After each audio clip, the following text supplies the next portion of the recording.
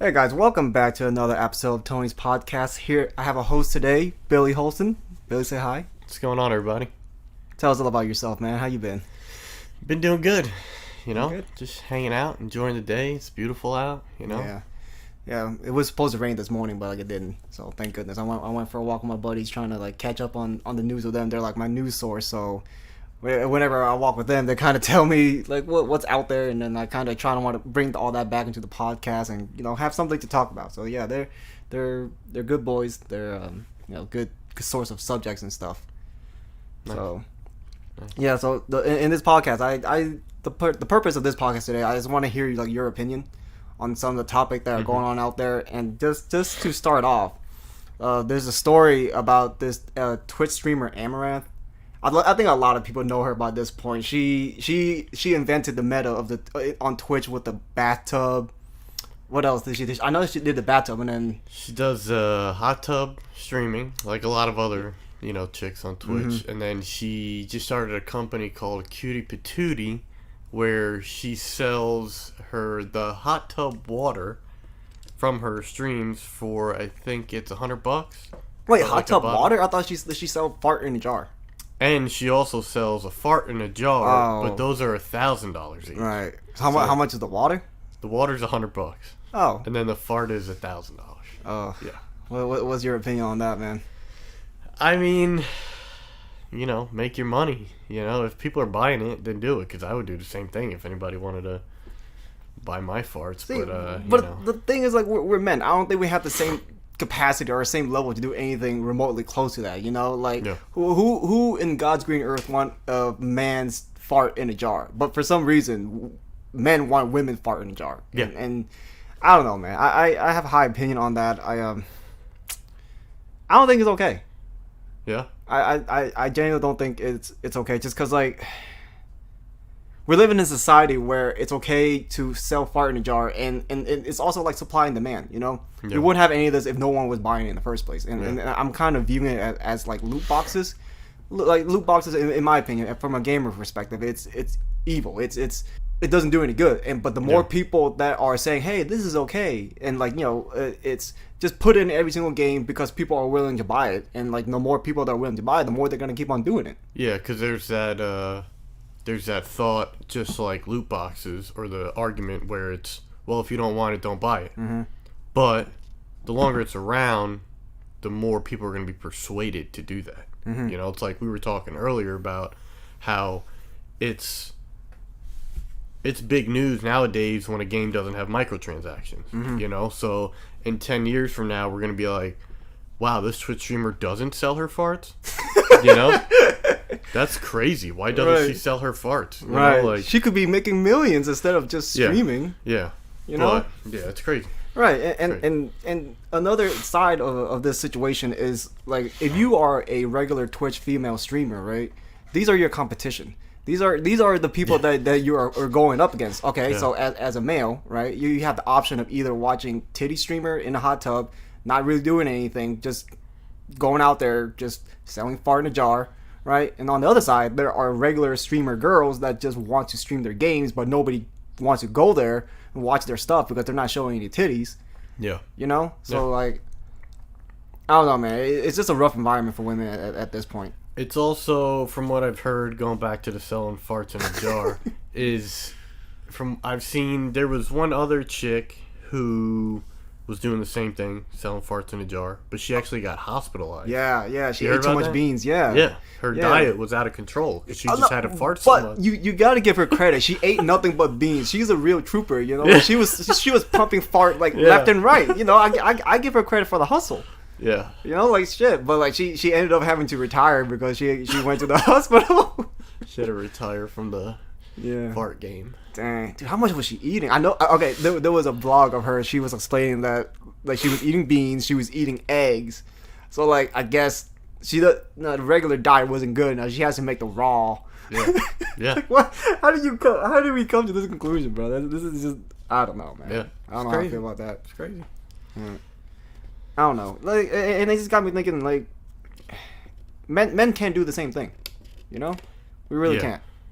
Yeah. No. Because, like I said before, there's a lot of high number male Twitch streamers out there, you know, that are very popular, attractive looking guys, you know, and if they were to go do the same thing, I think if they were to try to do the same thing, it'd be controversial. Right. You know, people would be like, ew, that's disgusting, you know, what a perv, or I think if it was done before any female streamers had done it, that would have definitely been the case. Oh, yeah. You know, like, what the fuck is this guy thinking? Right. You know, like, that's disgusting, typical male, you know, like, yeah, that would be the story. Man, I'm really curious what the new meta is gonna be. You know, like I said, back then the Twitch thing was like the hot tub, and then like they did the ASMR thing. You heard about that? Yep.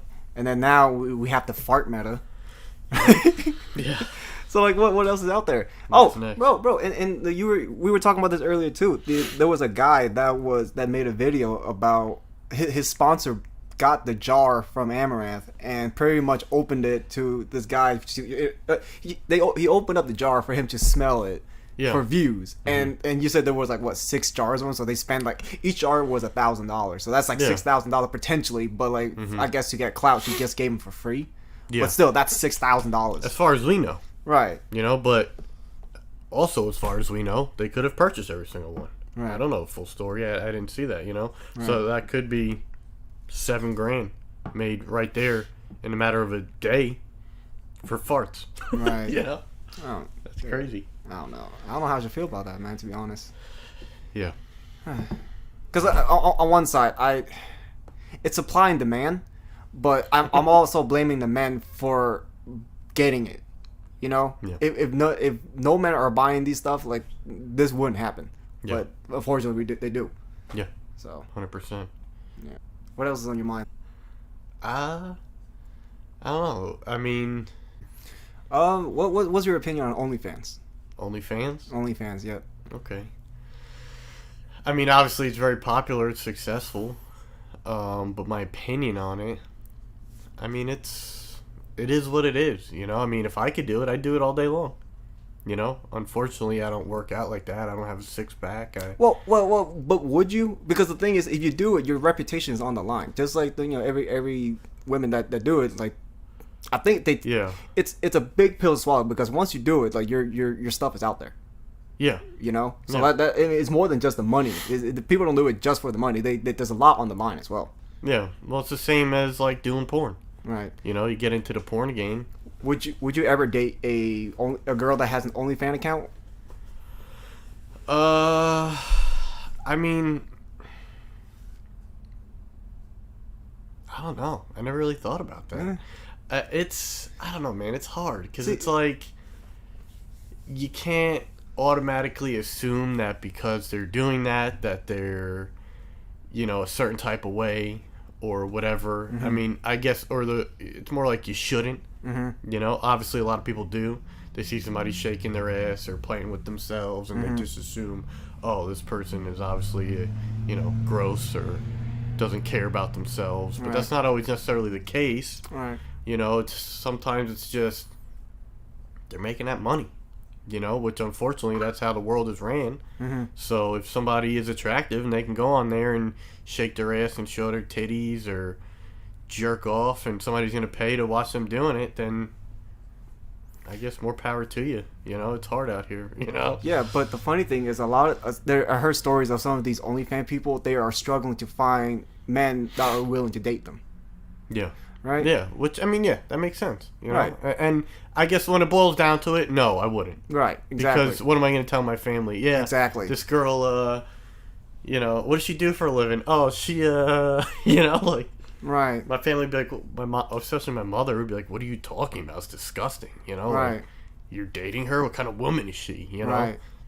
And, obviously you're going to have a lot of people that say, oh, it's old school thinking, everybody has to change their way of thinking and blah, blah, blah, blah, blah. But that's how the world runs, you know? That way of thinking is never going to change. So. The thing is, like, if I were to go on a date with a girl, right? And I had a good time. I paid for her food and everything. And we go home, and she's like, hey, babe, sorry, I'm going to go take some pictures and send it to random strangers out on the internet. Honestly, I do not feel comfortable with that. And I guess the reason why I brought this up, and the reason why I'm a little bit passionate about this, is women nowadays are trying to say that OnlyFans and you know these kind of work, like being a stripper, should be okay. It's You know, it's empowering to it's women. empowering. You know, Yeah. But at the same time, this is not what men are looking for, No. right? Yeah. So Yeah. I feel like they're trading the short term goals and like messing it up in the long run. Yeah. And because I don't know if you heard about this story, but there was a teacher that had an OnlyFans, right? And the school found out, and she got fired on the spot. Interesting. And like as the kid of the mother, like imagine how he feel when he goes to school and like his friends like, hey, I saw your mom, or I saw the the teacher or whoever Yeah. making this OnlyFans, and then like Yeah. I don't know, it impacts your reputation, Yeah. right? Yeah. 100%. Yeah. And so, I mean, like, so what are your thoughts on? You got to think. So, I guess someone who does date somebody who does that and doesn't necessarily care, Right. how much respect do they have for themselves? Right. You know, like, Right. so they don't care what their family thinks. They don't care what anybody else around them thinks. Right. You know, what else don't they care about? You know, Right. like the fact that they can just blow something like that off and be like, whatever, you know. Right. My So girl likes to shake her ass and show her titties to other people and Right. to make money, you Right. know. Well- Essentially prostituting herself without the physical touch. right. Right. You know. I get you. My opinion is like I don't want to condemn the men for dating the women, and I also Yeah. don't want to condemn the women for doing what they do. Yeah. But at the same time, I'm also pointing out there are consequences to some of these action, right? Yeah. And there are negative impact when you go into this line of work, Yeah. right? I mean, there's a lot of things you have to consider about like OnlyFans. Like why? Okay, so what compel a person to go do OnlyFans? Is it because like it makes them the most amount of money? And I don't remember the numbers exactly, but if you're like Amaranth level where you're just like super attractive, you Yeah. can make tons of money Yeah. off of Amaranth. But if you're like a regular girl, don't expect to make more than like $200 a week. Yeah. You know, if you're lucky. You know, Yeah. and I was having this conversation with Megan, and she was saying that like she doesn't judge people for doing OnlyFans, but in my opinion, you totally can, because like, oh okay, she's saying like it's okay for women to do OnlyFans and become strippers if they really need to, if they've gone to the point in life where they have no other option. You know, they should be doing, and we shouldn't condemn them. But I don't agree with that. Yeah. There's literally nothing else that you can do but taking pictures of yourself. There's literally nothing else. Like there's nothing else that you can do to have an income while at the same time sustain your credibility, your image. Yeah. You know, and a lot of things that matter that come along with it. Like, you know, I would.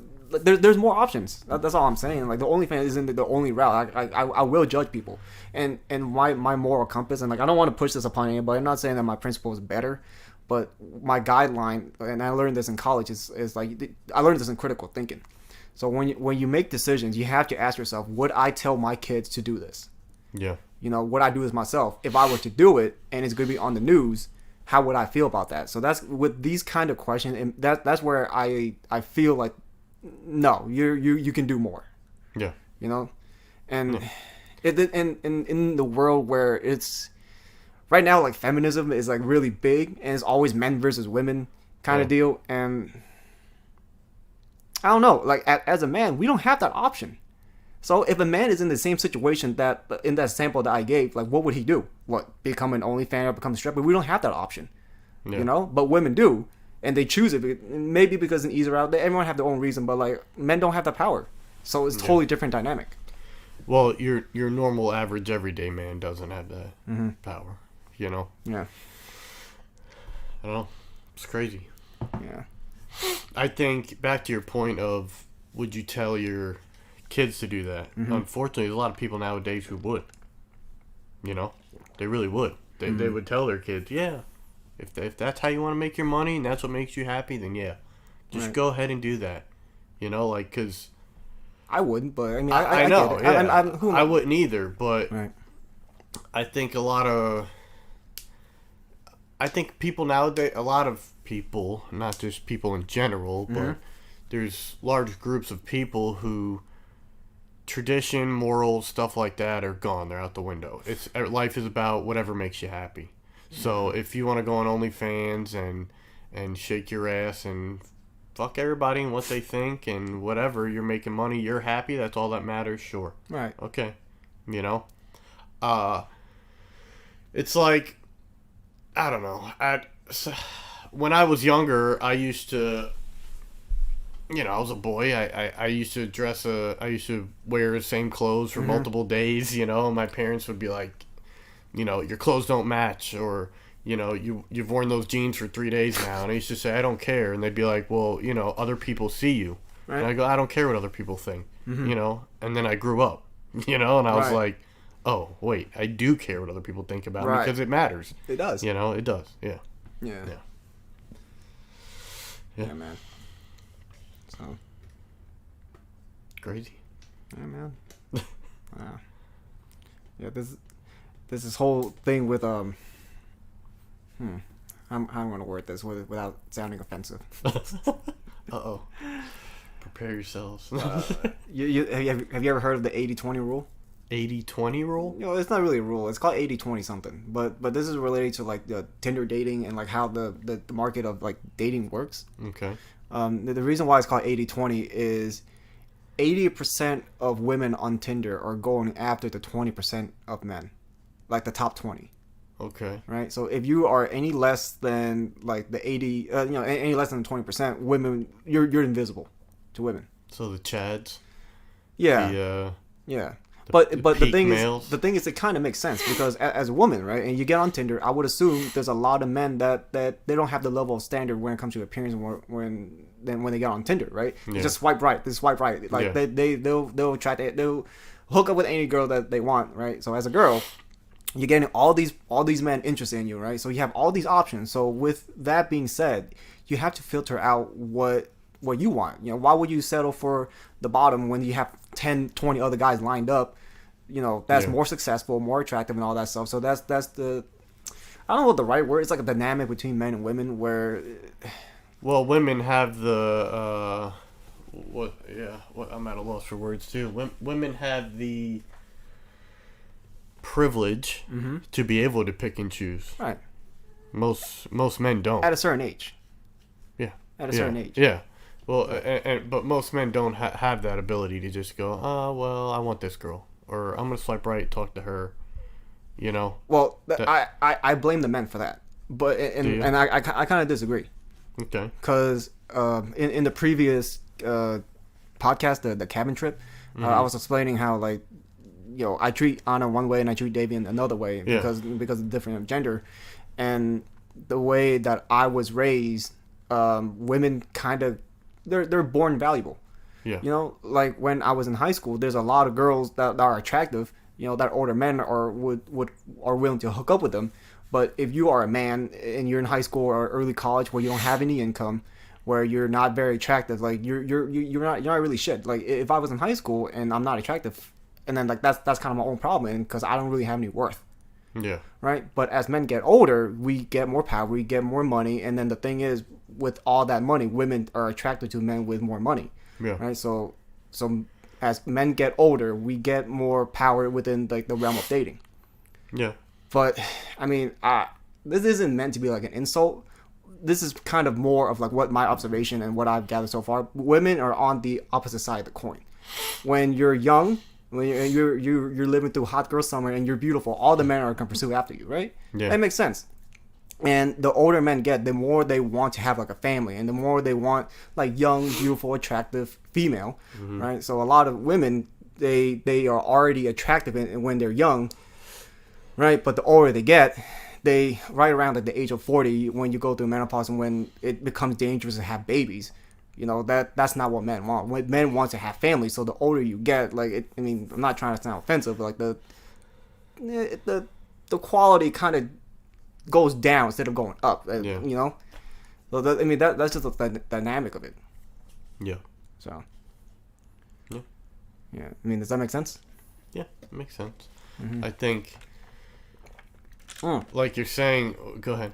Oh, I was gonna say earlier when I was saying like it's men's fault. I was saying, and my philosophy is men, we have to get higher social status, or else we're not gonna get shit, because we were raised to learn this, right?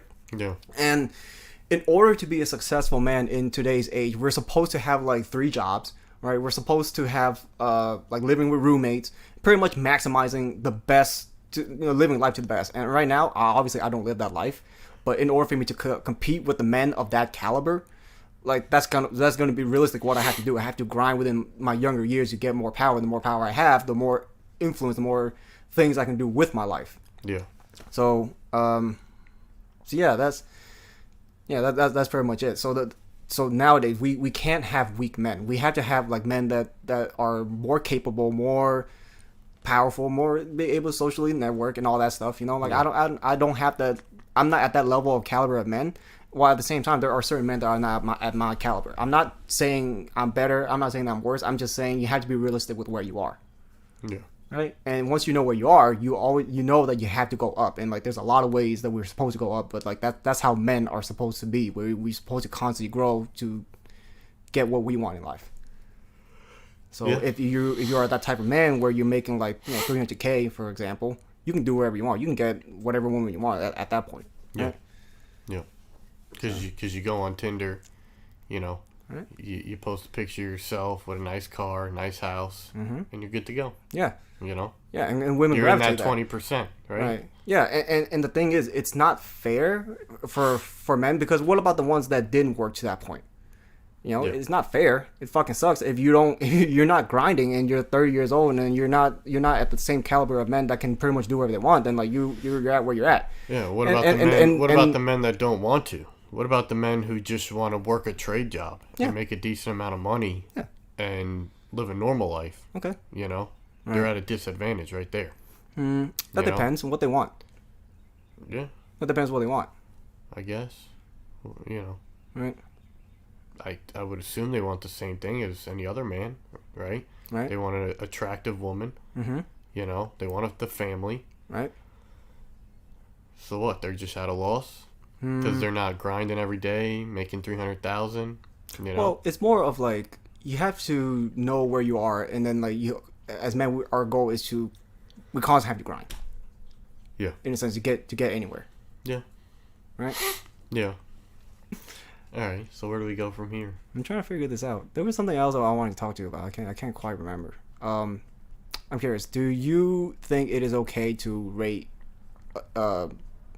people, or like not rate, but like understand where a man is like? I mean, I don't want to use the word grade, but like you can judge people. You can judge men where they are. You can also judge women where they are. Yeah. Right. Like let's say like I'm a 6 out of 10 or I'm a 5 out of 10. Right. Whatever. It's okay to do that, right? I mean, on what scale? So you mean like just judging people in general off their appearance? I mean, whatever you want. When you're walking around outside, walking down the street, looking at somebody. I mean, that's natural. That's just natural human behavior, right? Right. You look at somebody, that's the first thing you do automatically is judge them. Right. So I would say, yeah, it's okay because that's everybody does it. Right. It's just a default. Right. There's people who love people watching. They'll go sit down at a restaurant outside and just watch people walking by, and that's what they do. Right. They judge. Right. It's not necessarily malicious or bad intent. Of course not. Exactly. Some people treat it that way, and are just nasty and mean. Right. But some people are just having a good time, and it's, yeah. Yeah. Well, no, the reason why I asked this is because, like, I feel like a lot of feminist movement people right now, they're condemning men when it comes to, like, judging women. You should like her even though she's 300 pounds. You should like her even though she has an OnlyFans account. You can't judge people based on their career. If they decide to be a stripper, you can't judge people on that. I'm like, I don't agree with that. Like, you can totally judge. Because if you are a woman, right, and you want to marry somebody, you talk to this guy for a while, and then like you want to vet, you go to your dad, and your dad will vet him, right? Yeah. You can judge how good of a person is, right? And they judging people by their character is a good thing, because like I don't want my daughter to be dating like a drug addict or somebody, So the point is, as excuse me, as a father, it's okay to judge people, and like. Because I had this conversation with a couple of women back in the past that it's anyways. I'll briefly summarize. I pretty much just said that like the body count of a woman kind of matters. Yeah. You know, and like as a man, like I don't want to date a girl that has like a large number of body count, right? So does it matter to a man also? Well, the thing is, it matters to me because I'll get to that in a second. Okay. But she pretty much was saying that like no, how many people you sleep with does not matter at all. You shouldn't judge people. You shouldn't judge people on this. You should just like them. If you love them for whatever, then you just love them. And I'm like, no. I mean, if I am a man of high caliber, I want to be able to like freely choose who I want. You know, just like the same thing as I was saying earlier with the women. You know, if you have a million options, then like you get to choose what's good for you, and it goes full circle. What I was saying, as a man, you have to get to that social status where you can pretty much choose whatever you want to do. Yeah. Right. But well, unfortunately, with going back to dating apps, with things like Tinder and stuff being around, those body counts as the years go by are going up, because it's so easy to do now. Yeah. You know. Right. And let's just be real. That's why those apps are around. Right. Just for specifically people to meet and fuck. Specifically Tinder, they're more for like hookup culture and stuff, Yeah, right? So 100,000%. I think other ones like Black People Meet, Plenty of Fish. There's a lot of these other dating apps aren't really focusing on like eHarmony. You know, they're not really focused on like hookup. They're meant for like long term. Yeah. You know, that's kind of what people are looking for. Yeah. Yeah. I don't know about Plenty of Fish. That's definitely a hookup one. Is it? Yeah. Or at least it was back in the day when it first I mean, came out. Yeah. I did hook up with somebody through Plenty of Fish, but that's a story for another. Yeah. Yeah. Yeah. So I mean, I don't know, man. It's like, at what point do you say I'm just a boomer? Like I'm thinking like a boomer. Is it are we getting to the point where we're just like, well, back in my day, it's like, is everything just more lax now, and that's just how it is? Should it be? Should it be? Yeah, I don't know. No, I mean that's why everything is way worse now than it was 30, 40 years ago. People are getting into homes at much older ages instead of younger. Right. Last time we were in the podcast at the cabin, we were talking about dating and all that, and I was talking about, oh, well, my dad, when he was 21, he had a family, a house. It was much easier to do that at 21. Right. When he was that age, Right. 21 now, it's almost fucking impossible. Right. There's no way in hell a 21-year-old these days, unless they're going to college and coming out with a fucking amazing job, right, is getting a house. The average 21-year-old is not doing that. Yeah, hell no. Right. So that's what I was saying earlier. The only way for us to succeed in this world is to work like 3 jobs. Yeah. Make grind, but like not everyone's gonna live that. But I'm just saying, if you want to get to the peak of the peak, that's how. If you want to get to the 20%, that's kind of how you do it. You know what I mean? Some people get lucky and like inherit their parents' money and stuff like that. But like not everyone gets that level of luxury. Yeah. So. I don't know, man. It's so I guess from that perspective, you go back to the question of, if you could do OnlyFans to make money, would you? It's like we just said, it's fucking hard out here. It is. Yeah. So if you had that opportunity, take it, right? I mean, I don't know, man. And then once again, it goes back to morals and all that. It's just a constant struggle. Right. Yeah, and with the climate that we're in, it's unrealistic, and it's damn near impossible for anyone to own a house, right, and raise a family when the housing market is ridiculous. And then like we're going through this whole phase of the anti-work, where people are starting to wake up and realize that we're being underpaid, we're being undervalued.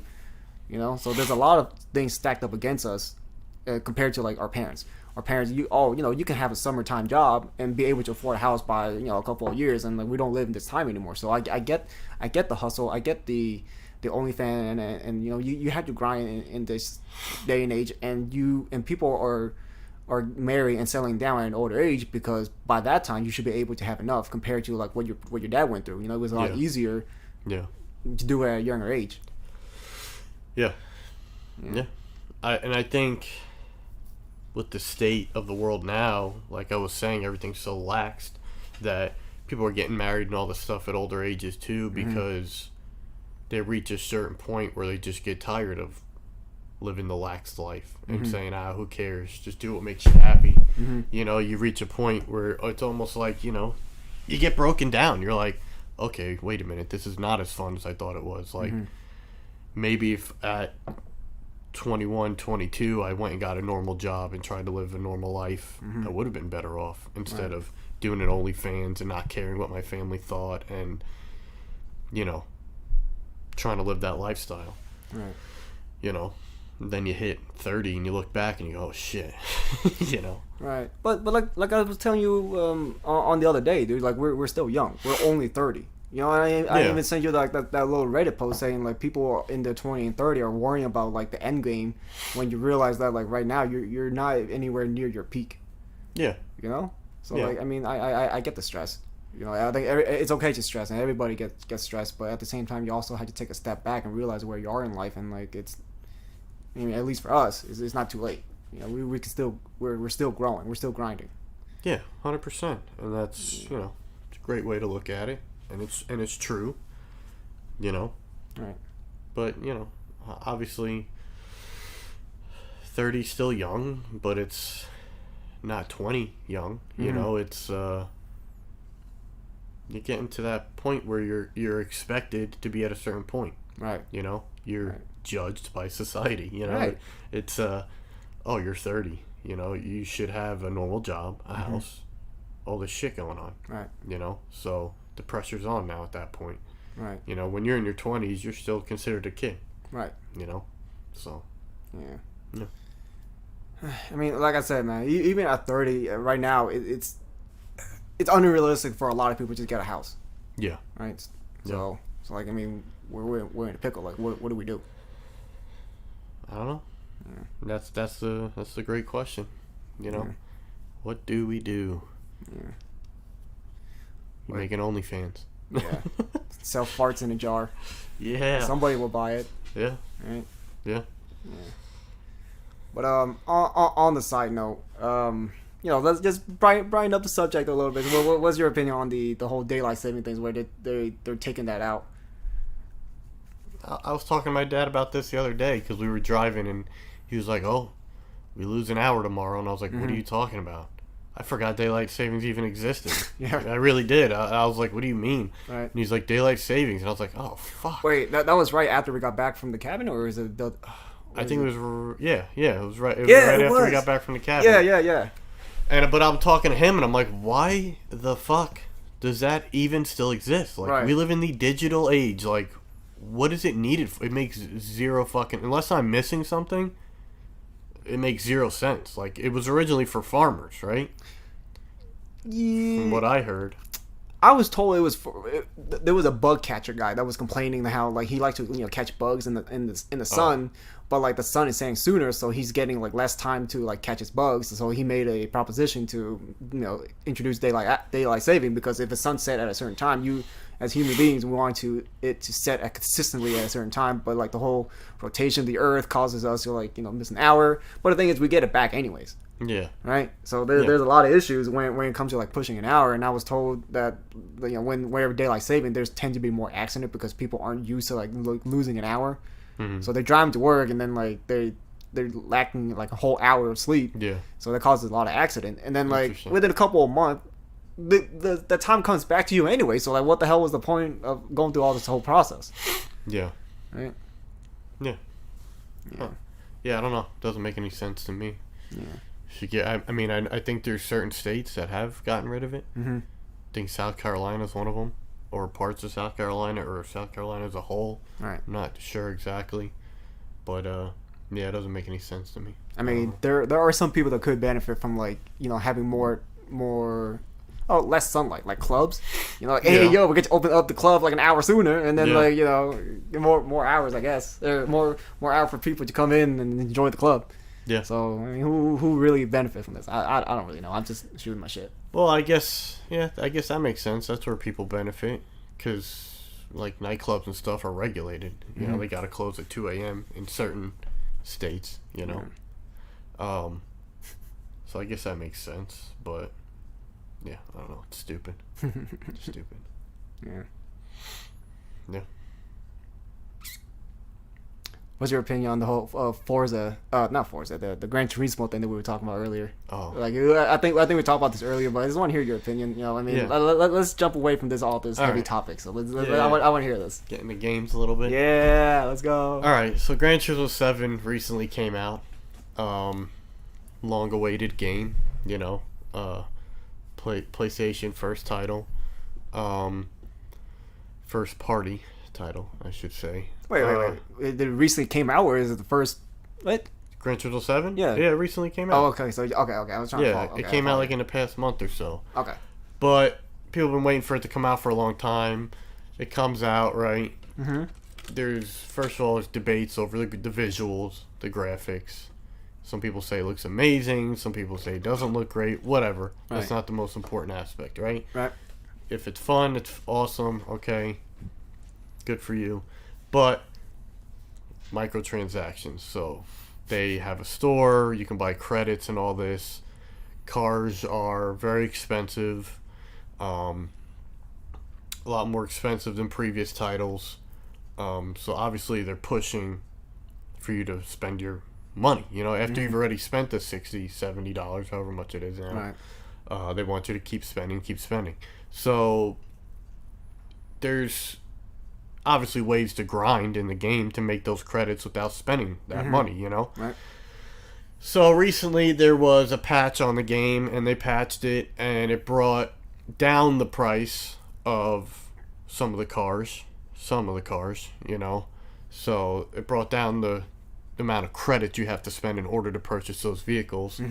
But they also diluted the amount of credits you can make by doing certain grinds. Right. You know, certain Right. races over and over to max out the credits you make without spending money. Right. They reduce the amount of credits you can make for doing that. Essentially still pushing you to spend those. Right. If you don't So spend, you're in the same place pretty much. right. So you you know? don't if you don't throw in a couple of dollars, you're gonna have to grind for 12 hours plus. Yeah. To get the car that you want. Yeah. So I follow a guy on YouTube called RGT85. Look him up, Instagram, YouTube, RGT85. It's really great. He was really excited for Gran Turismo 7. He's been playing it. Now, I guess it started yesterday morning. Okay. The entire game you couldn't play it. Right. It was down for server maintenance. Okay, now this is a single player with multiplayer aspects Right. racing game. Right. Why are those single player aspects not available while they're doing maintenance on Right. servers for the multiplayer aspect? Exactly. You know? So yeah, it's ridiculous. It's yeah. That's You know what? the state of gaming at the moment. Microtransactions and always online. You know, and that makes zero sense. Right. And but all right, I'm just laughing because like we have a group chat between me, Billy, James, and Ant, and my nickname is Boomer. But back in my day, you used to be able just to buy a game and you can play it without having to jump online, where it requires you to connect to the internet. You know, like what happened to that? So what is the point of being a single player that requires to be online? Like, Well, I don't get it. It's DRM, which I don't Okay. know exactly what DRM stands for, but it's used to protect the copyright game. protection. Yeah. So it requires you to be online at all times in order to access the DRM or something like that. So they can say, yes, this is a legal copy of this game. You know? Right. So there's also, I see a lot of people online saying, this is why we need to stay all physical. Physical. You know, digital only's bad. Digital only's bad. A lot of people don't realize nowadays that even if you buy a game physically, if you go offline, you pop that disc in, you can't play it. Yeah. Because the disc itself is just a physical key to access that game. Right. You know, so if you're offline, you're not playing it. Resident Evil 8, a completely single player experience, right? If you go offline and pop that disc in, you're not playing that game. Dang, I didn't know that. Yeah. I didn't know about Resident Evil 8. Resident Evil 8 is a completely single player game, and if your system is not connected to the internet and you put the disc in, you're not playing it. What's the point of this? All it is a key. It's not even a game. Well, So exactly. So that's the state okay. that we're in right now. All right. So let's I'm just predicting the future. So instead of in the future, they don't sell you the game. Oh, I'm sorry, they don't sell you the disc with the game in it. They're gonna sell you a disc with codes for a key that's like 2 kilobyte. You know, because right now that's pretty much all that is, right? So you buy the game, and then like the game doesn't actually belong to you. You had to get on the server. In order to get to the server, you need to get the key, the DRM, whatever protection shenanigan, right? So that's going. That's where we're going, man. And like I don't know. And back to Resident Evil 8. So on PC, I was watching a Digital Foundry video. The DRM aspect of the game actually affects the playability of the game. How so? So there's only a certain amount of FPS and stuff you can reach because of however it affects the game. So there were people going in and removing the whole DRM aspect, you know, modding it pretty much, and getting way more FPS and playability out of the game, which technically that's illegal. Right. But that's bullshit. You know, why is even the ability now at this point? Not only can you not access the game without internet, but once you do, even the playability of the game is affected because of the DRM aspect. Right. You know. Right. It's stupid. It's like buying a full burger, but when you bite into it, you don't taste the cheese. You don't taste the meat. You don't taste nothing. Like even though it's there. Yeah. Like it's yeah. I don't know if that was good. Now I just pull it out. No, it makes sense. I wanted cheese on here. There is cheese on it, but I can't taste it. Well, sorry, I don't know what to tell you. Yeah. You know, like. This kind of remind me of what happened with Watch Dogs like a long time ago. They shot the trailer, right, and the graphics looks beautiful. You can see the rain. You can like if you see like a puddle of water, you can see like the reflection. Cyberpunk and all that. Much? Cyberpunk. Wait, Cyberpunk did that too? Yeah. Oh shit. When they showed the original trailer at E3 for Cyberpunk, it looked gorgeous. You know, it was that original scene with you and Jax. Johnny Silver?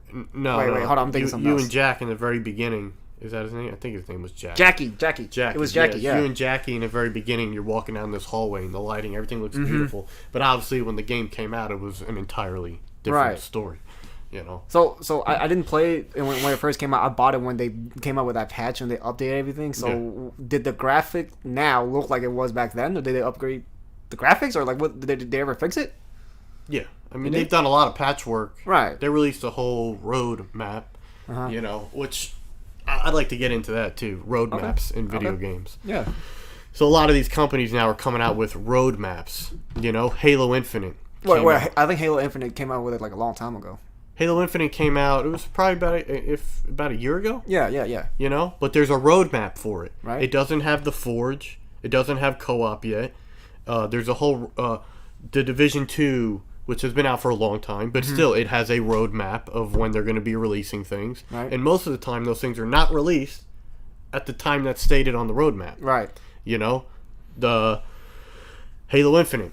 Oh, nice. We got a roadmap. We know when these things are coming out. Oh, hey. The Forge and co-op are going to be coming out soon.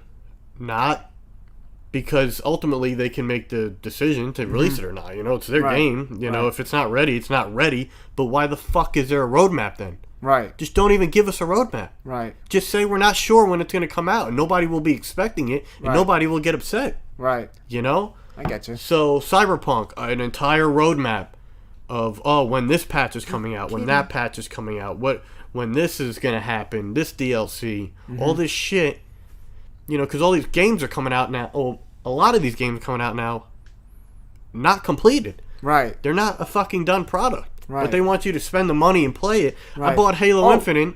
Yeah, I want you to buy this beta testing. Yeah. I want you to beta test my game and pay me $70 for it. Yeah. Halo Infinite came out. Yeah, it was on Game Pass, which I paid for. So technically I paid for the game.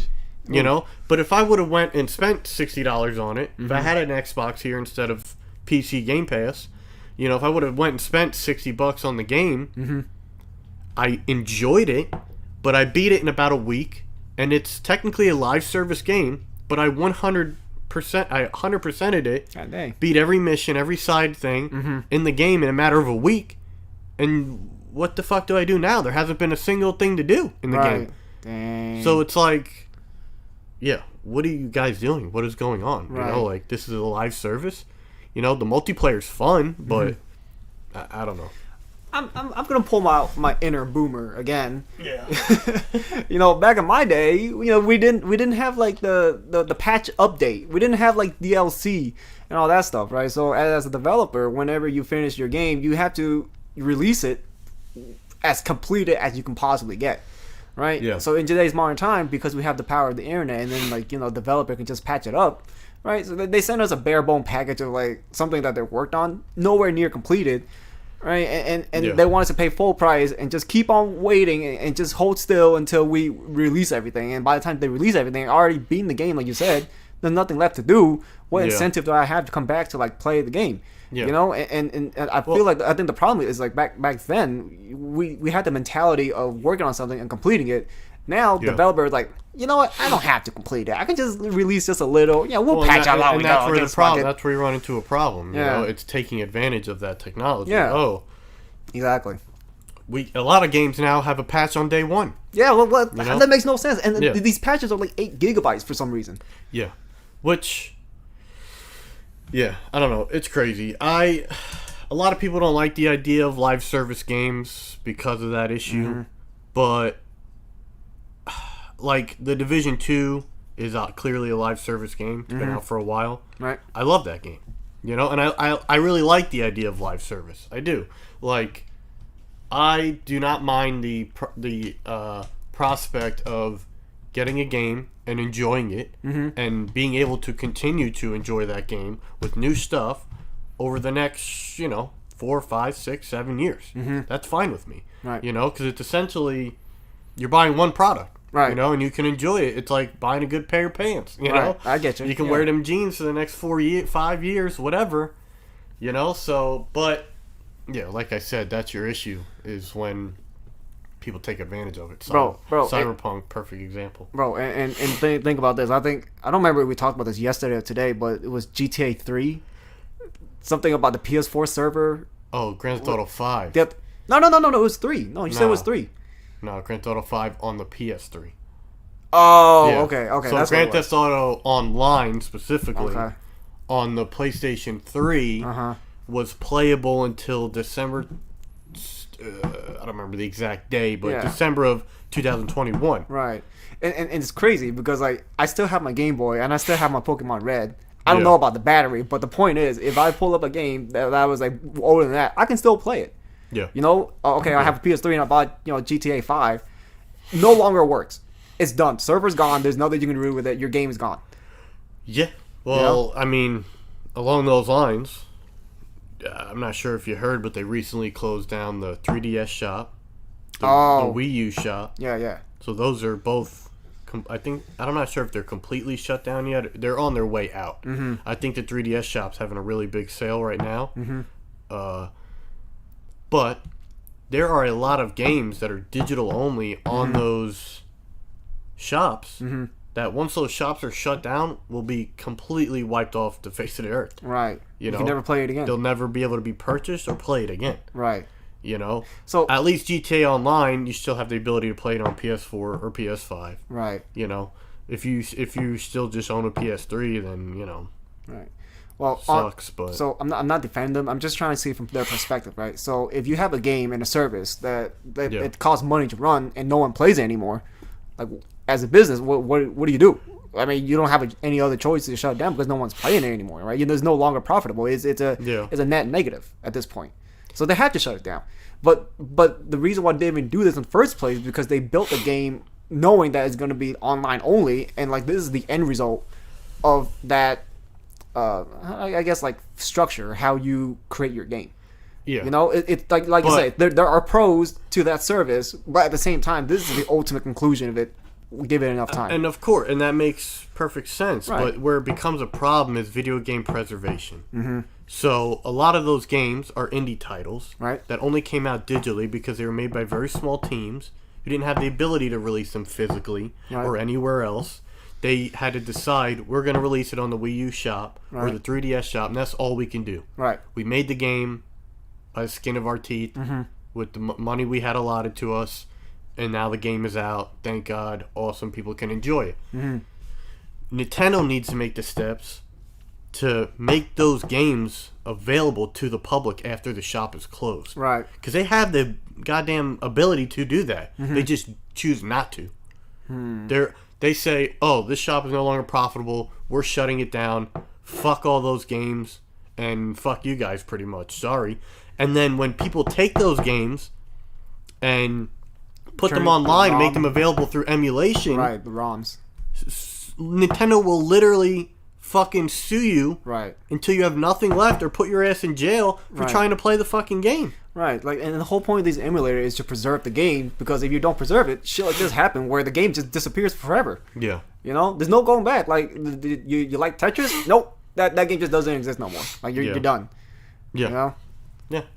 Yeah. So that's the problem right Right. there. You know, they need to make those games available in one way or another. They need to say, okay, it's all right to emulate these games so they can still be played, you Right. know? Or we're going to take these games and we're going to make them available in the Switch eShop or, you know, which, I mean, Oh, obviously yo. requires a lot more work, but... Yo, that reminds me. Didn't they try to release was it Mario 64 as an Where? emulator on like one of the console? Where? I don't remember, but the point is It's been released on pretty much every Nintendo console. Right, but the point is that they can do that, Yeah. right? Yeah, the Switch now has, well, with the expansion pack, they got the N64, Sega Genesis and stuff now. Right. So they got Mario 64 and, excuse me, Ocarina of Time, Majora's Mask, all that shit. Right. Yeah, so they 100% have the ability to take those games and make them available through their own emulation or Right. just leave people the fuck alone when they try to emulate it themselves. Right. You know, they literally have lawyers sitting around with nothing better to do than to scour YouTube and look for people who are emulating their stuff. You know, Right. like I think we talked about that at the cabin. There was the guy who got a Steam Deck. Okay.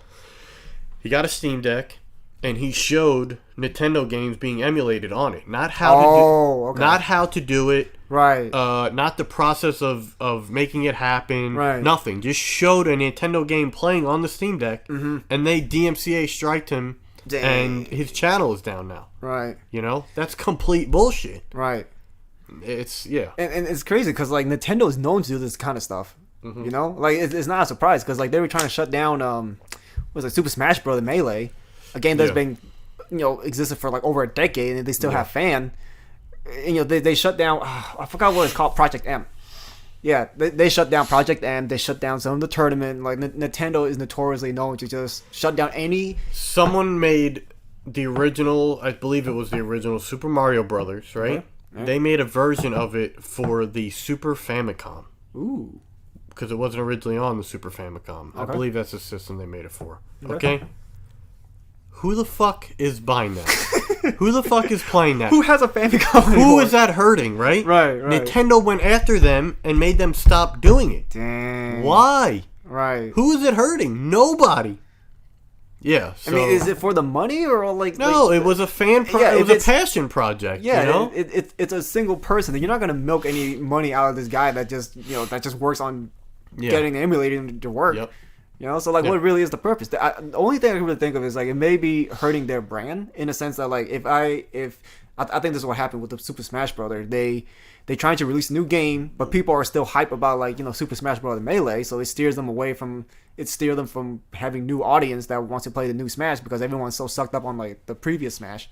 So Yeah. I mean that's the only thing I can really think of is like what if that game that came out for Famicom and they're about to release a new series, Yeah. a new sequel. Yeah. And maybe that emulation was like negatively impacting their potential sale. I don't know. I'm just making stuff up. It could be anything. I don't know. No, I mean, yeah, that makes sense. Right. I don't know. Yeah. The gaming industry has completely changed in the past 10 years. Yeah. Naturally. Yeah. So, I mean, I think in the next 10 years, we're going to see digital only. Mm-hmm. And cloud gaming is going to be on a whole nother level than it is now. Right. So not only will there's going to be a point in the next 10 years where we're going to be saying digital won't even be a thing anymore. There won't even be downloading games anymore. Yeah. It's just all going to be through cloud service. They recently discovered a product name or number or something somewhere for a new Xbox product, but Right. it's essentially just going to be like a USB stick you stick in your TV, Okay. and it's going to be xCloud. So it's their cloud service. So you can essentially What? just take this USB stick, like an Amazon Fire Stick or whatever else, Okay. stick it in your TV, and purchase Game Pass, and start playing games through your internet, just streaming the games. You know, so I don't know if technology will ever get to the point where this would be possible, but I have a really shitty experience when it comes to like cloud gaming. yeah, If you know me, I love Tekken 7. You know, Yeah. I play fighting game. Actually, that's the only fighting game I play. But Yeah. have you ever tried to play Tekken 7 on the cloud service? Is literally one of the worst experiences I ever had when it comes to a video game. I was over at Ant's house.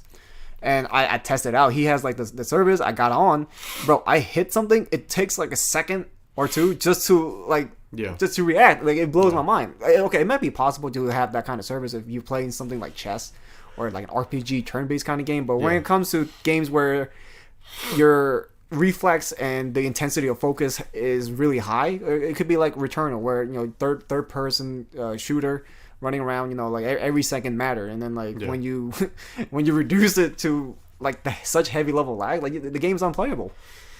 Yeah, and I So- mean, it's still a new concept. You know, it's still a new product. It's still a Yo. new idea. I believe that technology will eventually get to that point, but Yeah. I'm iffy. I mean, Google Stadia is the best, I would say, streaming service, game streaming service out there. And they're right now they're shutting down Stadia and they're selling their streaming technology. okay. So So there's that's the people upgrade. like Nintendo and Bungie looking into purchasing it. Okay. Nintendo has gotten really big into cloud versions lately because the Switch is obviously outdated hardware. It can't handle games like Kingdom Hearts 3. Well, it could, Right. through,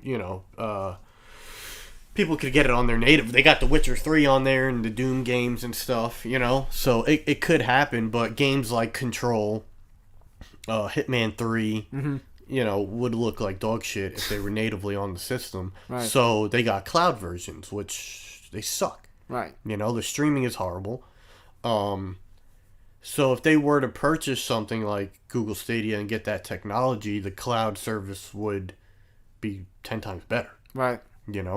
So I think Bungie is actually right now in the process of trying to acquire Google's streaming technology, Right. and they want to bring Destiny 2 to the Switch, Right. which I think would be really cool. I mean, shit. Yeah, I guess. Oh, Yeah. just a food for thought. One of my coworkers, she has a son that's in the military, and then like I don't remember how we got to this point of the conversation, but she pretty much was saying like if you are a soldier being stationed out in outside the U.S. or in the middle of buckneck nowhere, they don't have any internet. Yeah. Right? So these soldiers, they want to buy like a console and play a video game, but sorry, no internet, you can't play this game at all. Yeah. And these companies think like, everybody has internet. Yeah. What we live in 2022. And You can't connect to the internet. Like, yes, actually, some of us Yeah. can't connect to the internet. One of my buddy, Lamar. I hope you're hearing this, bro. I hope you listen to my podcast. But he's currently stationed out there. He's not. So Really? he's doing for work. So good for him. He's trying to stack up right now. But he's in HVAC, and he's man. His internet is super ass, bro. Like Yeah. we got on the PS5 just to like chat, this one time, but the internet wasn't good enough to play and chat at the same time. Huh. So he can't play anything while he's over there, bro, and Wow. it fucking sucks. I heard that Xbox was really good at supporting the troops. I heard they send a lot of systems out there, Oh, that's good. or at least they used to. Right. When 360 era. Where they gonna play though? They ain't got no Yeah, internet. and that's the problem. I mean, I don't know. When Xbox One was first coming out, I don't know if you remember this, but at E3, they originally right up front told everybody that it was going to be an online only system. You had to be connected to the internet, or Right. you had to be able to connect to the internet every 24 hours or 72 hours in order for it to update whatever the hell it needed to update. Yeah. And there was a guy named Don Maddock, I think his name was at the time, who was the CEO then for Xbox, who, when asked if people didn't have good enough internet for that, what were they supposed to do? And he said, well, fortunately we have a product for those people. It's called the Xbox 360. So pretty much if you can't get good enough internet, go fuck yourself. Dang. You know? And he's no longer the CEO, probably for good reason. I wonder why. Yeah, but it's like... You know, people were outraged then that it was going to be online only, but they've slowly but surely, instead of telling you it's going to happen, just did it. Mm-hmm. You know, and now it's our reality. And like we said, you can't play half the games you own without being connected to the internet. Yeah. You know, so. See, we're blessed where we are, you know, but at the same time, I also understand that, like, not everyone has the stuff that we do. Like, you know, not everyone has internet access. Not everyone has. Yeah. I don't know. I don't know, man. It's crazy. Yeah. So, yeah. I feel you. Mm-hmm. Oh, we were talking about this last night, but you know, I kind of want to just like further talk about this thing. You were saying that like people were complaining about how Elden Ring needed to have like an easy mode. Oh. Bruh, no easy mode. Like that defeats the whole purpose. Yeah. Right. Yeah, and I mean that's you know, you go on Twitter. If you follow the gaming community on Twitter, you'll definitely see it. Yeah, I don't think it should have an easy mode. Right. You know, it's like we were saying. Somebody paints a picture red, and you say, "Well, I prefer pictures in blue. You should also paint that in blue." And the artist says, "Well, I don't like the color blue. I like it in red. This is how I intended it to look, and that's the way I'm going to keep it." Right. You know, so the creator of Elden Ring said, "No, I'm not putting in easy mode," you know, so yeah, so pretty much like the point is, as a developer, you're creating a piece of art, right? So you're creating with your imagination, with your effort, with your work to make what you want to make. Yeah. Right. So when you release to the public is complaining about like, oh, the game needs to be easy, the game needs to be that, and like if I were the person that was directing Elden Ring, like I don't want to hear people's opinion like that because it'll dilute the purpose of like my creation. Yeah. Right. And to what Billy was saying earlier, when I was talking about like the painting, you know, if you have an image of a painting in your head and you paint it, and then someone says like, oh, this painting needs to be more blue, or this painting is too dark, it needs to be this. It's like, who the fuck are you to tell me my painting? You know, like you like it or you don't like it. Yeah. Kind of do. That's it. You know, and like if I change anything else, it won't look like what I envision in my head. You know. And as of 3 days ago, Elden Ring has sold 12 million copies. Yeah, I'm gonna get Elden Ring eventually, man. Just gotta save some funds for that. So at 12 million copies sold, you know, the minority of people crying for an easy mode. Do you take the chance of upsetting your community of 12 million people? No. Right. You just say, no, you're not getting easy mode. I sold 12 million copies. Right. I'm happy with that. Okay. Have a nice day. You know? Right. If you can't play the game, then sorry, I don't know what to tell you. You right. know? So I like to be open-minded about this. So I'm trying to see from the perspective of the people that are actually making those complaints. Yeah. I'm a huge fan of Returnal. Right, and I was watching the YouTube channel, and this guy was just talking about how he's in like his 30 or 40, but the point is, kitty, oh, he's so cute. But anyways, this guy's in his 30 and his 40, right? So he's working, he has a family, he has a kid, and all that stuff. He's busy with his life, right? Yeah. So when he played Returnal, he kept on dying, like you're supposed to, because that game was meant to be hard, right? He kept on dying over and over, and he's not making any progress. He got to the point where he's so frustrated, he doesn't want to play the game anymore. And he said that if this game was easier and more accessible for people like me, I'm more inclined to play the game. Yeah. But now I feel like I spent $60 on a game where I can't even pass level 1, and like it makes me not want to play this game anymore. And I feel like I just blew $60 out of my ass for something that like I'm incapable of playing with. But that I can't sympathize with, because here's my thoughts. You can fucking go on YouTube at any time and see that the game is a difficult game. Right. You know, do a little research before you make a purchase. Like, you don't complain about the $60 you spent, because you should have fucking known that it was a hard game before you bought it. Right. You know? And if you thought, okay, well, it looks like a hard game, but maybe it's not actually as hard as people are saying, and you bought it, and now you're upset. I mean, there's a lot of other games to play. Yeah, you know, you like, bought the wrong game. You know, you should have Yeah. done your research a little Sorry. bit. Right. Yeah. So just from my experience, and I didn't know this about I didn't know this about myself until like a couple months ago. But I love roguelike games. Yeah. Like Hades, Streets of Rogue, Returnal, you know, Going Under. So the point is, all these games are roguelike, and the reason why I like them is like when I was playing Returnal, I was struggling in the second stage for like hours on end. You know, like I was in this stage for like 4 or 5 days. It's probably like a week. I can't remember, but I was stuck there a long ass time, and I was frustrated. And I got Returnal because my cousin James played it, right? And he's already on like 4th biome or wherever the hell he's at. He was way ahead of me. Yeah. And I got so frustrated, I wanted to give up. You know, like maybe I was just bad at the game, but that game is extremely hard. But the point I'm trying to get at is that because this game was so hard, and I kept on grinding, kept on playing, I got better and better, and I finally passed that stage that I was stuck on for days. It felt amazing. I felt like I achieved something. It felt like I overcame an obstacle. You know, games like this makes me feel empowered as a player, saying like, "Hey, look, here's what I can do. I can like, I'm finally be able to pass this boss that took me like 6 hours just to get." You know, Elden Ring did the same thing. Like there were videos. I think it was Eris. He's like he used to play Tekken and he used to stream Tekken, but he's not now doing his own thing. But I think it was him. I could be wrong, but he made a video saying that he spent like 6 hours trying to beat this boss. You know, like when a game is so good and you're that passionate about the game, you're willing to spend that 6 hours to pretty much to overcome that challenge. Yeah. You know, and like it's an empowering feeling. That like if the game was so easy, like you would never get that feeling.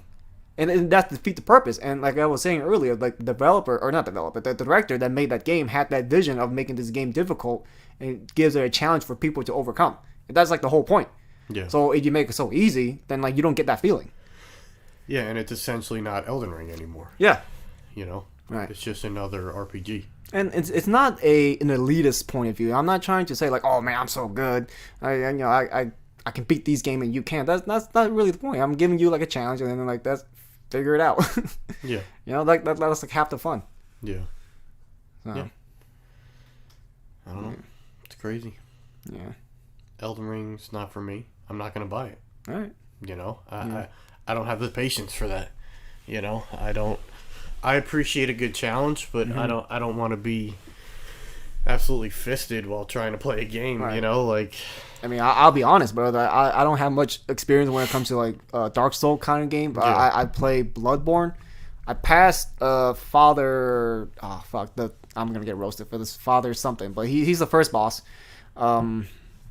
But after that, man, I was hard stuck in this place. I didn't know where the hell I was going. That was the biggest issue. I had no idea where the fuck I was going, and then like I kept on having to restart from the bonfire, and like I wasn't making any progress. And I kind of understand where that guy was talking about, but like I'm not a hardcore Dark Soul esque kind of game, but you know, but I get it. But I get why other people play it. So Yeah. I played Bloodborne, and I never even reached the first boss. You know, I got about an hour into it and realized, well, this is not for me. I am, you know, I am super ass at this game. yeah. Well, exactly. You know, I was Right. like, this is hard as shit. Like, Yeah. I'm done with this. you know. Yeah. So I feel you. I don't know. It's crazy, man. Yeah. Crazy. Is there anything else you want to talk about, man? I don't know. Nothing off the top of my head. I think we talked about a lot today. Yeah. You know. Good time to wrap it up, I think. Yeah. Like a candy bar. Yeah. Yeah. Well, this is Tony, and you know, thank you, Billy, for being my guest. I think this is gonna be my first official, like, good quality podcast, because the one with the cabin, I messed up with the audio really bad. But that's the whole point. Is a you know, journey, is a learning experience. So now like I'm actually stable. I can set up the mic and efficiently. I got my software, and then like I think I have like a good thing going. And you know, I always want to thank the guests that come to the podcast and just hear people talk, hear people different opinion. Thanks for having me. Yeah, man. No, I value your opinion, man. Everything we said is like, it's been good. It's been good. Yeah. So yeah, you know, if you guys like the podcast, you know, hit the like, and if you want to show support, just subscribe. I'll upload more podcasts, and you know, you're more than welcome to reach out to me. If you have any questions or anything, you know, leave a comment. Yeah, that's the end of today's podcast. Peace. Peace.